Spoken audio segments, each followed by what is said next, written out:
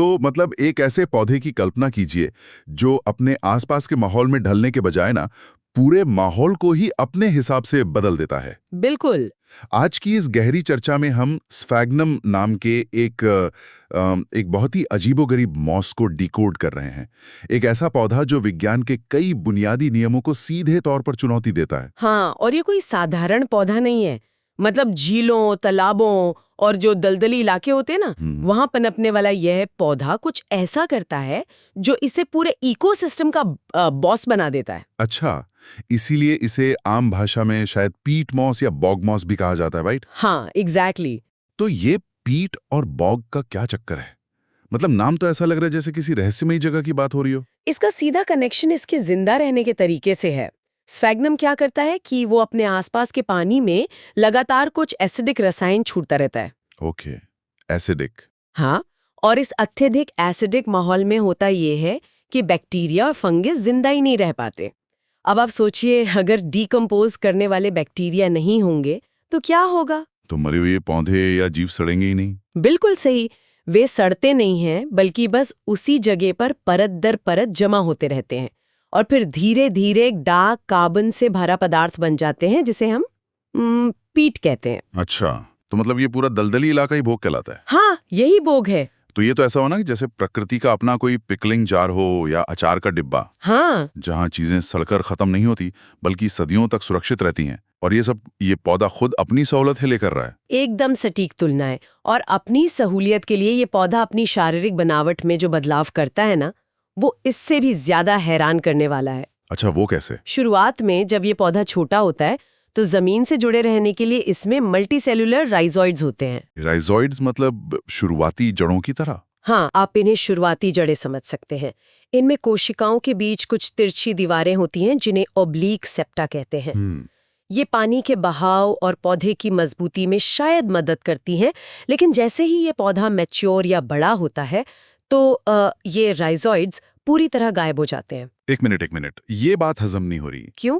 मतलब अगर कोई पौधा बड़ा हो रहा है तो उसे तो ज्यादा पोषण और पानी चाहिए ना? हाँ, जड़ों के बिना तो वो जमीन पे टिक ही नहीं पाएगा। पानी खींचना तो दूर की बात है। हाँ, तो फिर ये सर्वाइव कैसे कर रहा है? यही तो इसका मास्टर स्ट्रोक है।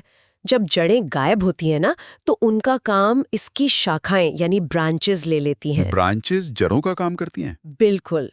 तने के बिल्कुल ऊपरी हिस्से पर शाखाओं का एक बहुत घना गुच्छा होता है, जिसे कोमा कहते हैं। जमीन पर उगने वाली प्रजातियों ने तो इसके लिए एक कमाल की इंजीनियरिंग विकसित की है। कैसी इंजीनियरिंग? इनकी कुछ शाखाएं नीचे की ओर लटकती हैं और तने से कसकर चिपक जाती है।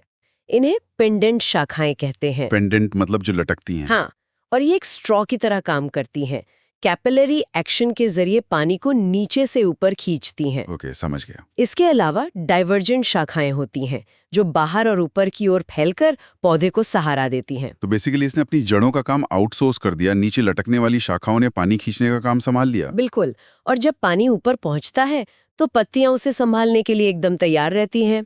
स्फैग्नम की पत्तियां बहुत छोटी होती हैं और इनमें बीच की कोई नस या मिडरिब नहीं होती। और सबसे अजीब बात बताऊं? हाँ, बताइए। ये सिर्फ एक सेल जितनी मोटी होती हैं। सिर्फ एक सेल मोटी? इतने कठोर और एसिडिक माहौल में इतनी पतली पत्ती तो तुरंत सूख जानी चाहिए। अगर वे सामान्य पत्तियां होती ना तो पक्का सूख जाती, लेकिन यहाँ एक ही पत्ती में दो बहुत अलग तरह की कोशिकाएं एक साथ काम करती हैं। अच्छा, कौन कौन सी? पहली है क्लोरोफिलस सेल्स, जो हरी और जीवित होती हैं। ये फोटोसिंथेसिस से खाना बनाती हैं। ठीक है, ये तो नॉर्मल लग रहा है। हाँ, लेकिन उनके ठीक बगल में हाइलाइन सेल्स होती हैं। ये बहुत बड़ी, पारदर्शी और मृत कोशिकाएं होती हैं। मृत मतलब आप कह रही हैं कि पत्ती का एक बड़ा हिस्सा पहले से मरा हुआ है? जी हाँ, मृत।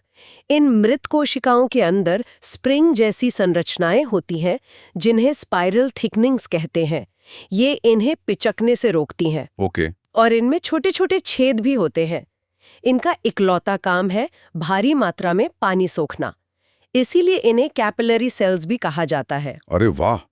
तो ये एक ही पत्ती के अंदर एक तरह का माइक्रोस्कोपिक स्पंज है जो पानी को पकड़ कर रखता है? बिल्कुल। और उसी के साथ एक सोलर पैनल लगा है जो खाना बना रहा है? यस। कितनी गजब की पार्टनरशिप है। हाँ, और अगर इस पूरी तस्वीर को एक साथ देखें तो स्फैग्नम हमें बहुत कुछ सोचने पे मजबूर करता है। सही कहा। मतलब एक ऐसा पौधा जिसके पास बड़े होने पर जड़ें तक नहीं है, जिसकी पत्ती का एक बड़ा हिस्सा मृत कोशिकाओं से बना है। फिर भी ये कार्बन को लॉक करके हमारे ग्लोबल क्लाइमेट पर इतना बड़ा असर डालता है। और अपने इकोसिस्टम का राजा बना हुआ है। ये हमें एक बहुत ही अलग नजरिया देता है कि प्रकृति में विकास और ताकत का मतलब हमेशा जीवित रहना या पारंपरिक जड़ें होना नहीं होता। बिल्कुल, और यही आज का सबसे बड़ा सवाल है।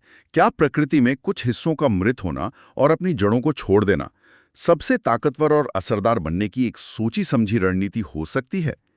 अगली बार जब आप किसी कमजोर दिखने वाले पौधे को देखें ना, तो सोचिएगा कि उसकी असली ताकत किस चीज में छिपी है।